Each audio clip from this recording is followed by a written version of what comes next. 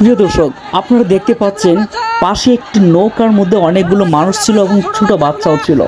তারা সবাই পানিতে ডুবে গেল। এই মুহূর্তে পাশে নৌকা থেকে আত্মচিৎকার আসছে ছোট বাচ্চাদেরকে বাঁচানোর জন্য। ভিডিওটি দেখুন, দেখতে থাকুন যে মানুষকে কিভাবে পানিতে ভেসে যাচ্ছে মানুষগুলা এবং তাদেরকে বাঁচানোর জন্য আপ্রাণ চেষ্টা চালানো যাচ্ছে। তাদের মধ্যে অনেকেই পানিতে ভেসে যাচ্ছে এবং চিৎকার করে বলা হচ্ছে ছোট বাচ্চাদেরকে যেন আগে বাঁচানো হয়। এই অবস্থায় দেখুন বর্তমান পরিস্থিতি বাংলাদেশে। আমরা আসুন সবাই তাদের জন্য দোয়া করি এবং তাদের জন্য সাহায্যের হাত বাড়িয়ে দিই। দেখুন আমাদের এই ভিডিও স্ক্রিনে দেখতে থাকুন। পরবর্তীতে আপনাদেরকে আরও ভিডিও দেখাবো যেগুলো বর্তমান বাংলাদেশের পরিস্থিতি নিয়ে। সাথে থাকুন আমাদের।